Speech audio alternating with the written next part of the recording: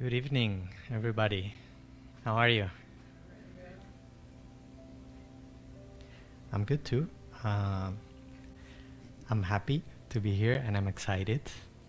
Also, I'm excited. I want to quickly share with you that for those who have prepared talks before, you probably maybe you have had this feeling or this impression that is not totally or maybe almost not at all my talk, and it just somehow it came together, and I don't ask me, you know.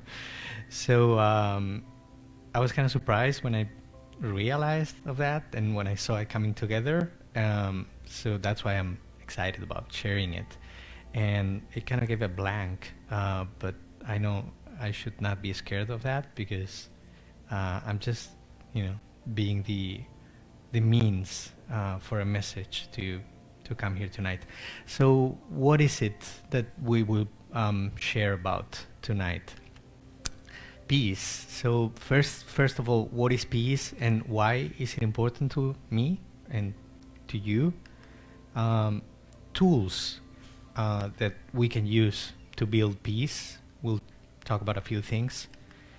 And peace, progress, and my spiritual evolution. So why are those related, if they are related, right? So first of all, peace, which is the topic tonight. What is peace? What is peace? For you, what is peace for you? It's a question I'm asking. Happiness. Acceptance. Understanding. Okay. What brings you peace? What kind of things bring you peace? Forgiveness. Mm-hmm. Compassion. Good one. Love. Good. Okay. So I was wondering what is peace, and I thought let's look for information, and when we look for information we ask Google, right? So when we ask Google, Google responds, and this is the first thing that comes up in Google about the definition of peace. It says freedom from disturbance, quiet, and tranquility. So I kind of marked those words: tranquility, calm, quiet, quietness. It kind of rings a bell with what is peace and maybe part of peace. I don't know. So I mark them there. We will see. We will see. But they caught my attention because it's kind of like a passive peace. So kind of like as if peace had to come to me. Okay, this is what it says. Then I find this freedom from or the cessation of war or violence. And this is something that was in my head, violence. So violence is related to peace for me when I started to research the topic and for the time that I've been working on this. So I signal here harmony. I think someone said harmony or something similar, and non-violence. So as I said, this is the first thing that Google shows. This is the second thing that Google shows, which is Wikipedia. And here, we have different things. We have a sign, like, oops, I always do this once. The peace sign, which we commonly associate with peace. And we have, again, another definition where, again, we see the word violence there. And something that was I thought was interesting is this people also search for, which it's interesting to see this thing here, salvation. So people are linking peace with salvation for some reason. Okay, we'll see. We won't get ahead of ourselves, but we'll see where that leads. Now, I like this sentence: where there's life, there's coexistence, and where there's coexistence, there's conflict. And this is, you can look whatever you want. you're going to find this to be true. So the question is, what do we do with that conflict? How do we handle the conflict? Now, there's a world map here.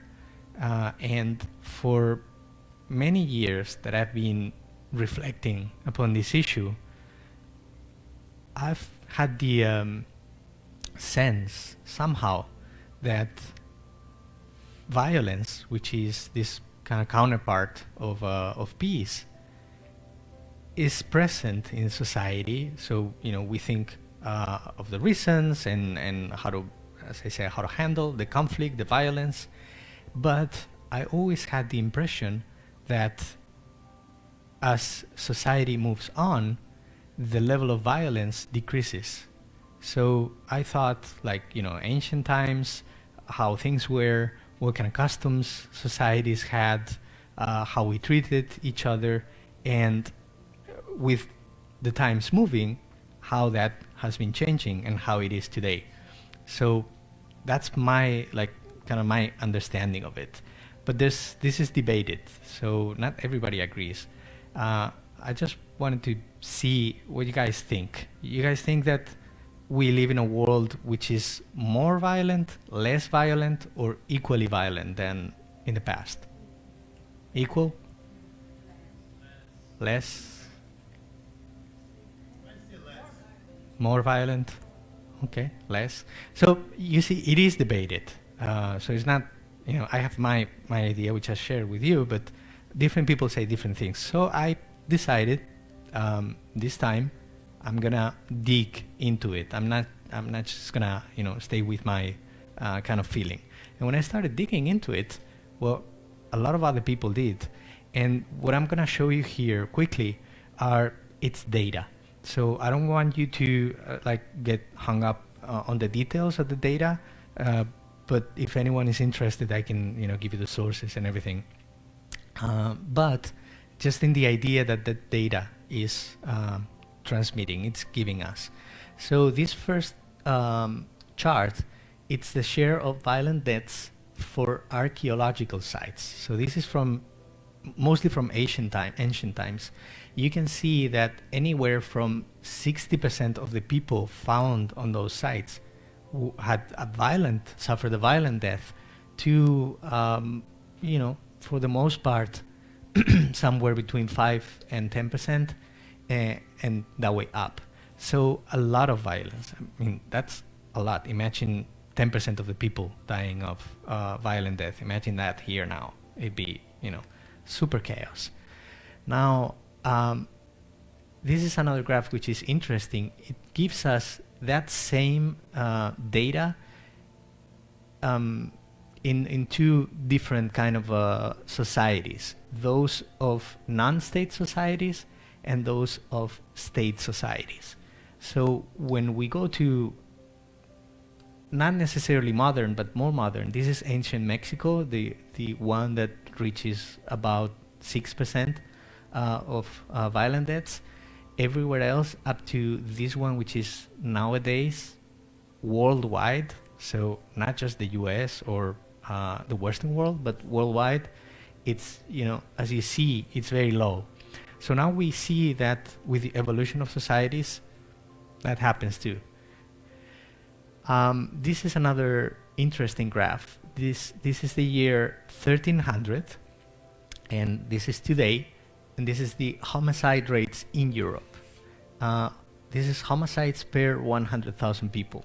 So as you can see, it was kind of high, and it just keeps on decreasing over time, and it's down there right now. Just two other, almost random, because there was a lot of data, but a lot. So I just took two more almost randomly. This is rape, sexual assault, and violence against intimate female partners in the US. This is 1993 to 2013, and it's decreasing. And this is the prevalence of mass killings from 1945 to 2013, and we see that here is decreasing. So that's something I want you to keep on the back of your minds, because we will talk about that. Now, what are the factors? Why is that changing? There's, of course, many different things, but one of the most important ones, and we can see the correlation here, it's education. This is the literacy rates since the year 1500s until today. And you can see how that correlates with this graph that we saw here. It's European data as well. Now, that's one factor, education, and it's a major factor. Democracy.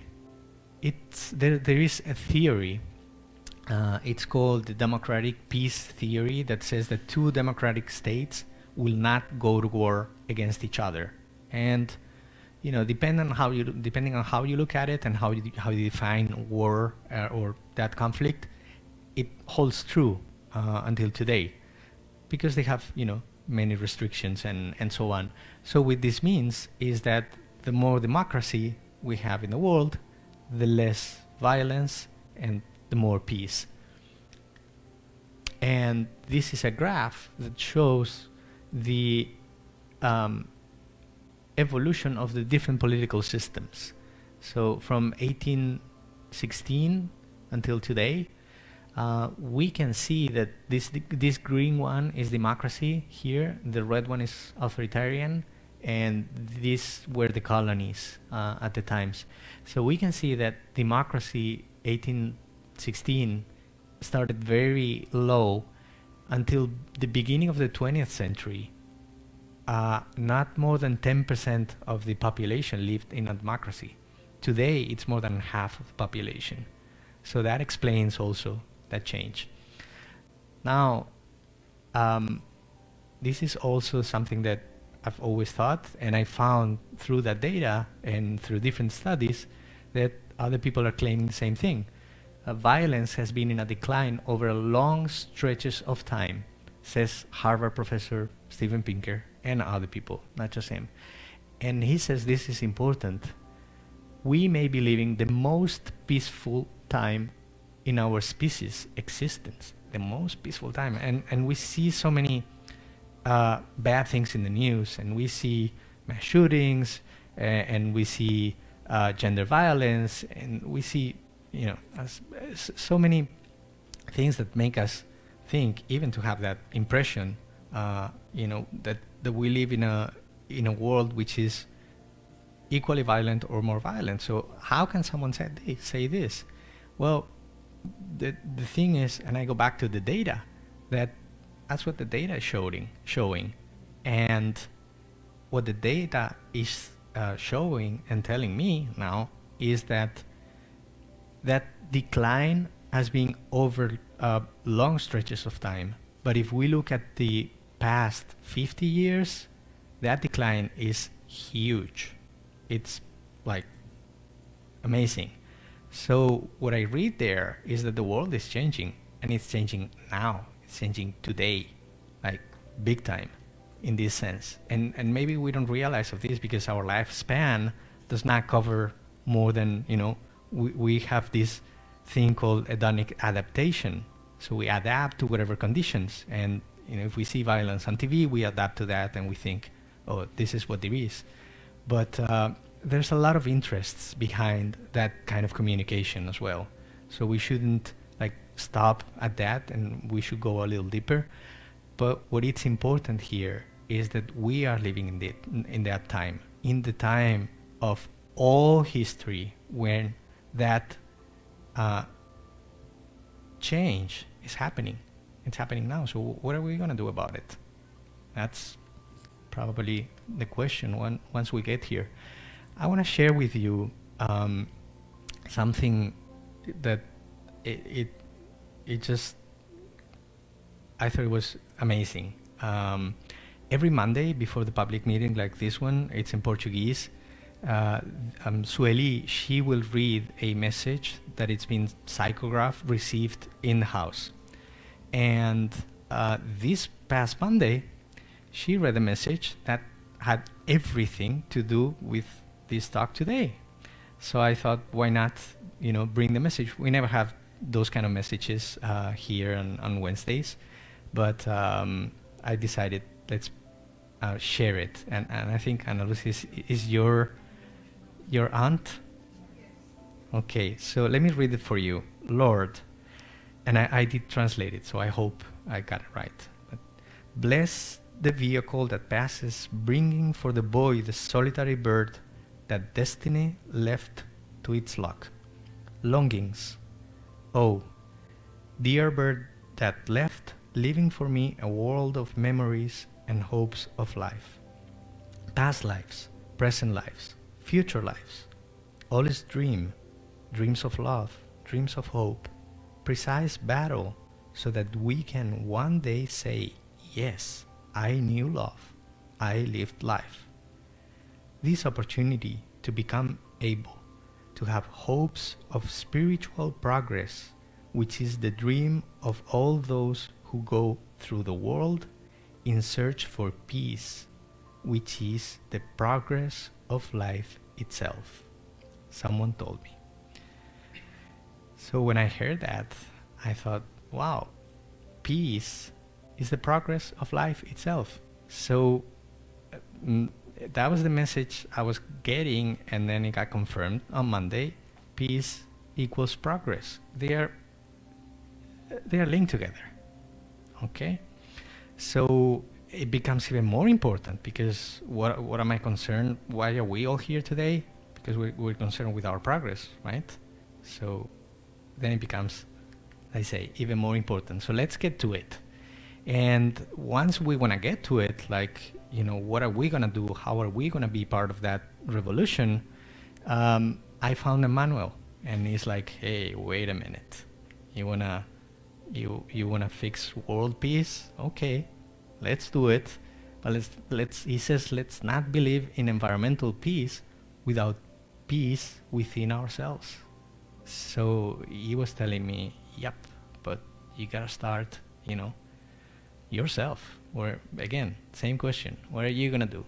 So I thought, okay, I must have an impact. I know we all have an impact on our surroundings, with our families and our work, and maybe even beyond that, and definitely through, other people. You guys all know this 6 degrees of separation theory that says that we are connected to everyone in the world at a maximum of 6 degrees of separation. So we all know Trump by 6 degrees, by 6 people, or name it, the Pope, anyone. So we do have an impact. And I saw something that really struck my attention regarding that, and it's a very short video that I want to show to you. I want to share with you, so that we can think about that impact that we have. Let's see. Oh, yeah. It's from IKEA, the video. But it's good, I promise.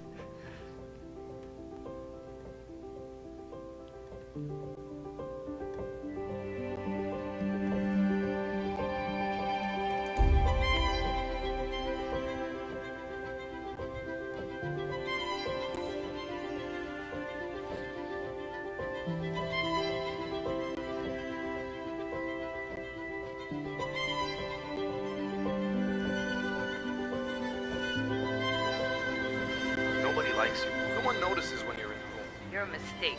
You're useless. You're not even green. You look rotten. Are you really even alive? I like you the way you are. Seeing you blossom makes me happy. You're making a difference in the world. You are beautiful. I brought them here to see the plant. I was like, a plant is getting bloomed. Like, it's not normal.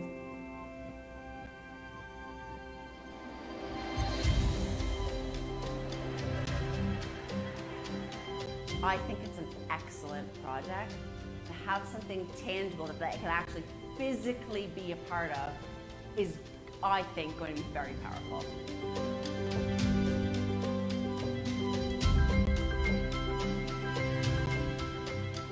As As the weeks passed, I started noticing that the one that was being bullied started kind of to droop. While the plant that was being complimented, it was flourishing and beautiful. It's raised the profile massively of different forms of bullying and the effects that bullying can have on people.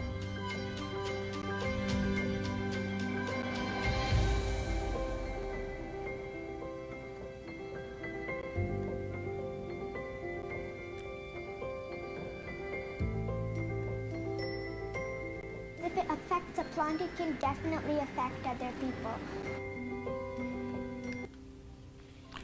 Well, that little girl, she's totally right. I mean, look what it does to a plant in 30 days. And I'm sure you got it. Exactly the same conditions, watering and light and everything for one plant and the other. So what do our words and our thoughts, because we know well that it's not just words, do to everyone around us and to ourselves to begin with. How do we really, are we really conscious about it? We have to ask.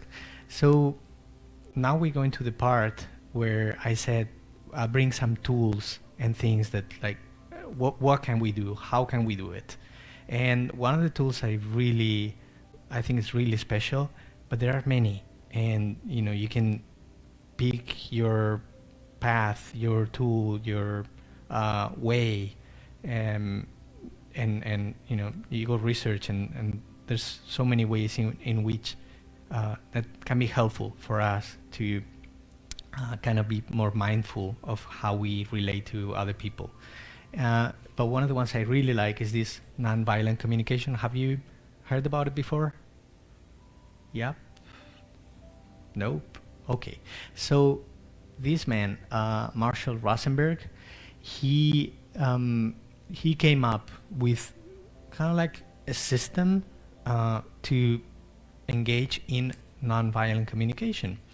And this system is, compassion is a big part of it. And I mentioned compassion before.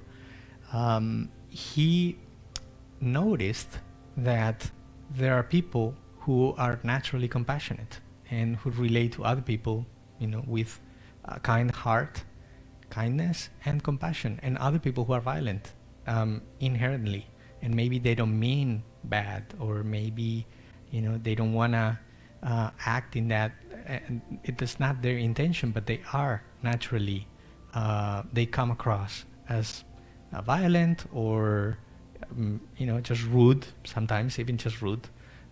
So he said, why is this? Why does this happen? And how can we help? And that's how he came up with this system of nonviolent communication. Now, part of it's our words, which are really important. How, what kind of words we use and how we use them. We may think our words are not violent, just simple words or comments, or maybe we mock someone and we think, we're just being funny, but that may be hurtful to the other person, or maybe to us, because my belief is also that when I'm hurting someone, I'm hurting myself. So, double problem. And also how we express and hear others. Through this nonviolent communication, resistance, defensiveness, violent reactions are minimized, and that's the objective. And at the same time, we're going to focus on clarifying and clarifying what we are observing of reality or of our relationship, and what we're feeling. And through doing that, we're going to discover the depth of our own compassion when we, take other things out of the way that we will see. So what is the process? How do we do this? Now, I'm going to go a little deep into it, probably about 5% of what it is. So if you're interested, I really recommend that you just read the book. It's one book called Nonviolent Communication. Amazing book. But still, there's like a lot of steps, so bear with me through the process, and please ask questions if you if you get lost or you have something that you want to know. So this is a process in 4 stages. The first stage is to observe the actions that affect our well-being.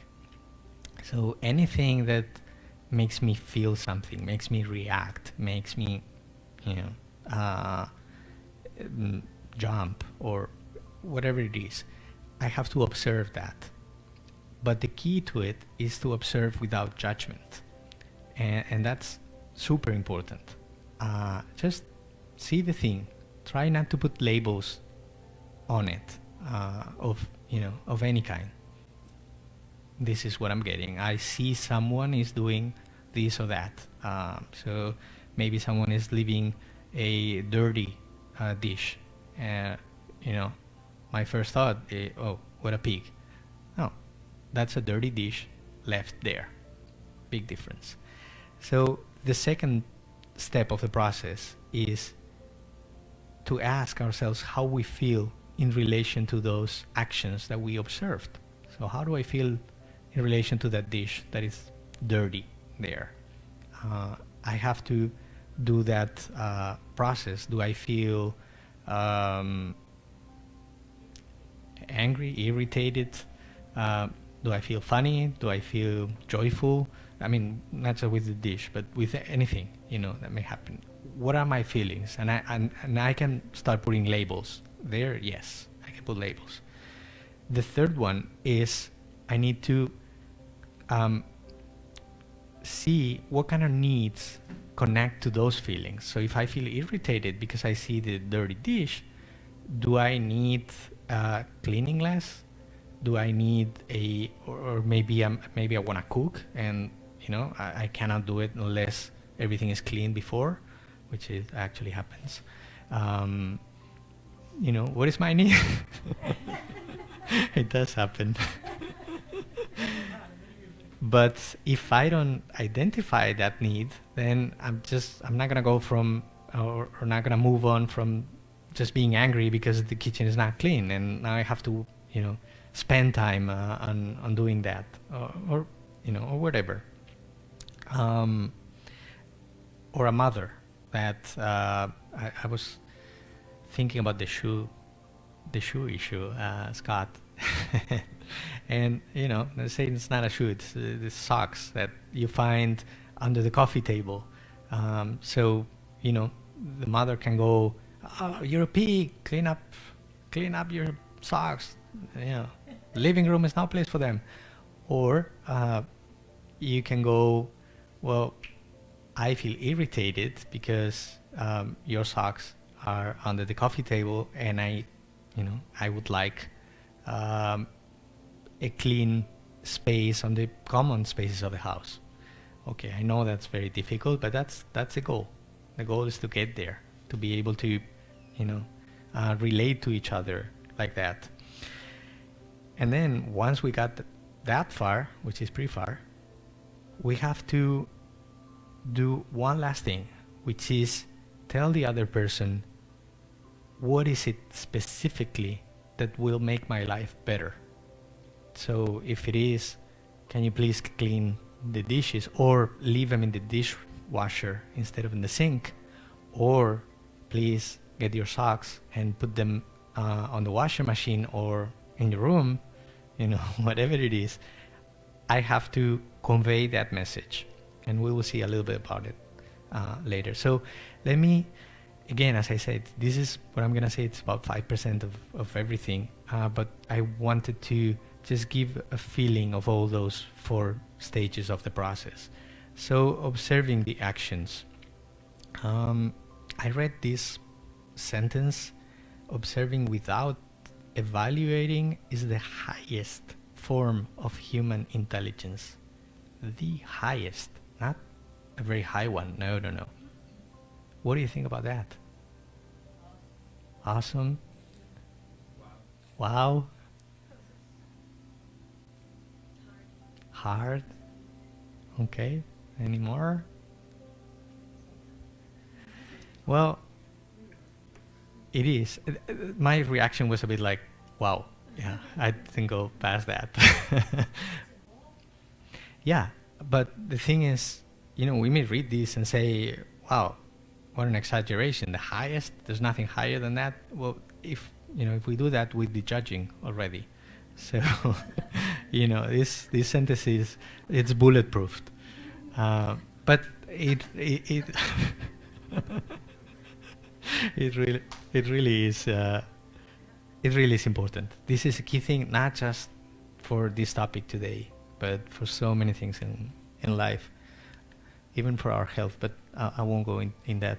So, not judging and not evaluating and not putting labels. How do we do that, or how do we prevent that, or when do we do that?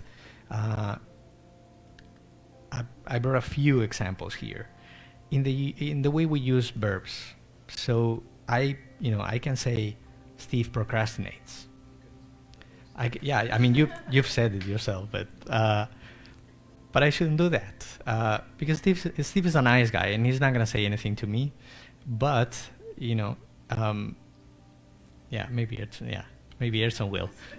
So instead of that, I can say he only does his homework the night before, and that's something objective, or even with your kids, like, oh, you're lazy, you don't do anything, right? You only do it the night before. Well, he may reply, yes, I do.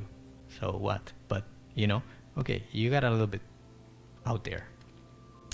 Second, interpretations, like saying, oh, she's not gonna be able to do whatever thing. Like, you're not gonna be able to meditate.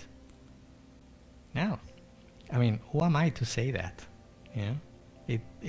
You can rightfully tell me, who are you to say that?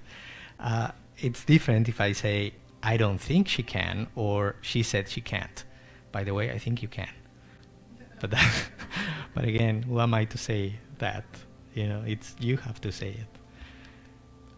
Evaluating, I can say he's a bad salesman. Like, Edson, you're a bad salesman. That, no, again, not the same thing as saying he hasn't sold anything for the past month. That's something objective. Judgment. I said John, but I could say Cynthia's ugly. And, it's different from saying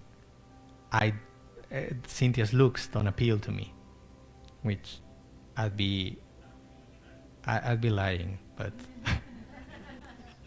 on top of everything, I'd be lying. And then the exaggerations. This is one of my favorites.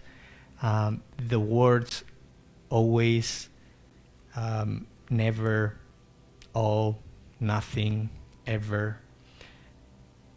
We have to avoid those words like the plague, because they almost never work. Okay. And again, another bulletproof sentence. No, but really, if we think about it, and I did this exercise when I first learned about how conversation deal breaker these words are.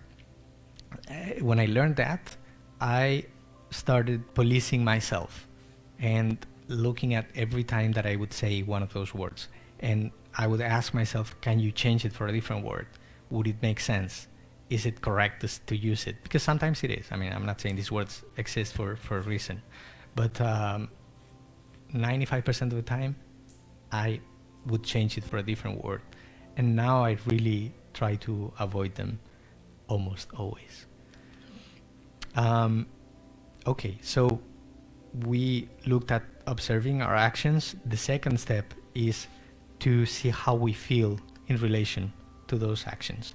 So say you hear a negative message about yourself. How would you react? Bad, like bad. Describe bad. Really bad. What would you do? Well, defensive. Defensive is one way. Okay. Angry. So you would violent. Yeah, it's all of those are possible. One of the ways is blame ourselves. That's one of the first things. Oh, I should have been more careful. I should have not done that. I should have been more attentive, more sensitive, whatever. So, we blame ourselves, and that has some charge attached. The second one is we blame others. So we blame the other person. Your judgment is incorrect. You're wrong. You have no right to say that. So, we blame the other. Now, we move past that. We get into the good stuff, and sensing our feelings and needs in relation to that message. So, if I get a message that I'm worth for nothing, I'm good for nothing, how do I feel? I feel hurt because, okay, I made mistakes, but I've made an effort and nobody's recognizing that effort. Or, what's behind that? Do I have a need for some kind of recognition? It may be that. So I have to connect with that message. That message is telling me something. If I, instead of reacting to it or blaming the other person or just going like, oh yeah, my fault, I'm not going to learn from that. But I will learn if I listen to the message and see what it's telling me in relation to my own feelings. And the fourth one is to connect with the feelings of the other person, because maybe it is the other person who is in need for recognition, and maybe we're talking to someone who is angry with us, and we're like, why are you angry with me? Like, oh, you made an effort and you want some recognition for it. So that's like one step farther, which is important. Now, on that process, the third stage, it's what are the needs that are attached to those feelings. And so, if I'm feeling angry or irritated because someone is telling me I'm worth nothing, what is it that I need really? What am I needing? What's going to make my life better? And this process has stages also. The first stage is emotional slavery. And this means that there's a point where I feel responsible for everybody's needs or for certain people's needs. If they are in pain, I have to go and help. If they are late for something, I will cover. If they are hungry, I'm just going to go there and solve the situation. I mean, whatever it is, I feel responsible for the life of other people. And really, at that point, I'm enslaved.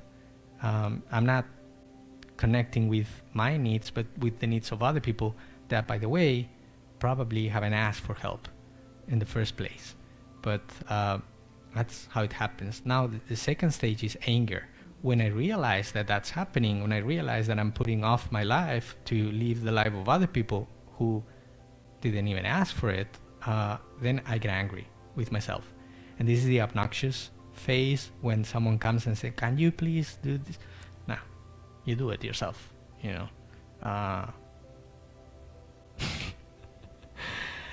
You'll see how you manage. I'm not going to help you. So again, it's not providing that relationship. It's not helping to build that relationship.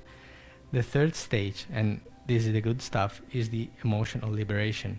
Is when we realize that there's a balance and that anything that I can do for other people when they ask me when they convey their needs to me, I can do it out of the kindness of my heart and out of compassion. And when I get to that point, I'm emotionally liberated to have a relationship with the needs, with my needs and with the other people's needs. And the fourth stage is the request, because sometimes we do get to the third stage and then, then we just shut up. Like, yeah, okay, well, I'll clean the dishes or whatever it is. And we have to be able to go that step and be able to to make requests, those things that are going to make our life better, and then the other person's, because everything that I'm saying, it works from me to the other people and from the other people to me in these techniques of nonviolent communication. So again, just a few things about making requests. Use positive action language.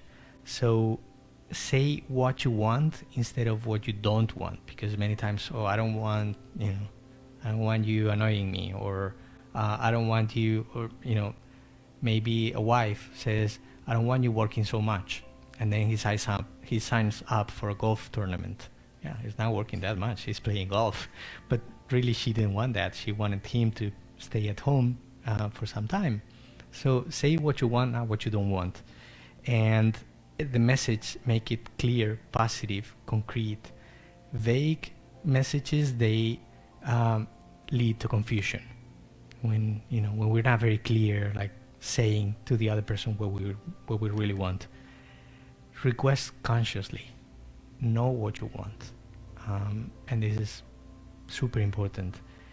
When sometimes we just express feelings and there's not a clear position of what I want to as an outcome of that feeling, of that anger or that irritation that I'm feeling. I'm irritated, and I tell the other person I'm irritated. Yeah, so what do you want? I don't know. I have to connect with that. And the clearer we are about what we want, the more likely we're gonna get it.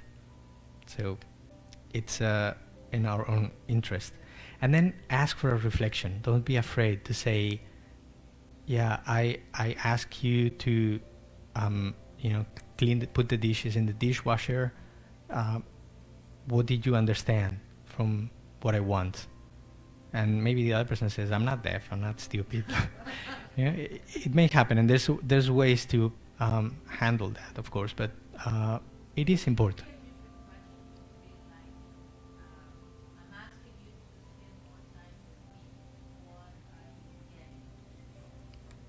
Mm-hmm. Yeah.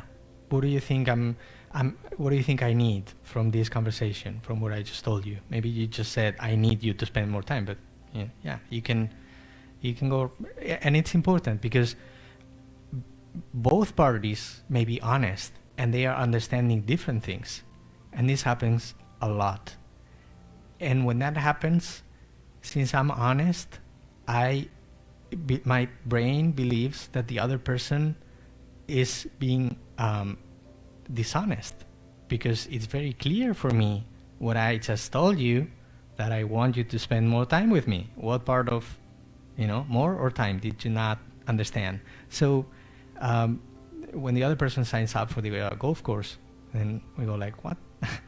and it's important to ask for that reflection. But again, these are just tips. And then requests versus demands. We sometimes get to the point where we say what we want, but we're not really asking, we are demanding. And there's a big difference. When we demand from someone, there's two options for that person: either submit or rebel, and neither of the two are good. So long term, it is not sustainable. And probably the big difference between making a request and a demand is my reaction if I get a no for an answer, but I have to be ready for that. And if I'm requesting and I get a no for an answer, I have to keep negotiating. I can't just impose, and that's the way it works. Okay, so now we have the tools, right? We do? Okay, great. And now we start putting them in motion, and we are kind of fulfilling those definitions that we saw in the beginning, right? And that tranquility and all of that, because it's going to come as a result of all of that. But remember I said, is that peace? Is that it's something that just comes to me? Or, what is really peace? So again, as I say, sometimes it reaches a point where I have taken care of the material part of it, and I want to go beyond. I want to elevate myself a little more. So I go to look for other information about peace. And then I come to what Jesus said. And he said, my peace I give to you, not as the world gives. And I think, what? Wait a minute. So he's not giving the peace that we read in the beginning and that we're learning and that we're fighting to accomplish? What is that? What kind of peace is that? And thinking a little more about it, it's of course a peace that does not come from just sitting and making any violence or any noise or anything go away. It's a peace that comes from what we were saying before, that progress and that evolution of my spirit. So this kind of peace is not a peace that that is related to my just to this incarnation and to this existence and to my relationships here. Is related to my spirit. It has to come from my spirit. And what I think, and this interpretation, what I think he's saying is that he's giving us something that we have to keep on building, because we keep on progressing eternally. So as we keep on progressing eternally, we're going to keep on building this peace. And to go on that too, on that line too, someone in 2002 asked the Dalai Lama at one study in Harvard, someone asked this very keen question: what is the best synonym for peace? And anybody want to guess what he said? I was surprised. Huh? Love? Be satisfied? No. What he said is awaken consciousness. So it's the ultimate spiritual evolution. So I said, okay, we're on the right path if we follow what Jesus said, although it seems a bit paradoxical. And I wanted to finish with this, borrowing this quote or this teaching from Emmanuel. And he says, as much as possible, however possible, and wherever possible, keeping a clean conscience, always work serving others, acting as such, even if you don't notice it. As of now, you will be unperturbed in the domains of peace. So the peace that Jesus is talking about, and Dalai Lama and Emmanuel, it's my work in charity, my work in my compassion for others, is that kind of work. Through that, I'm building the peace that really counts. So, thank you.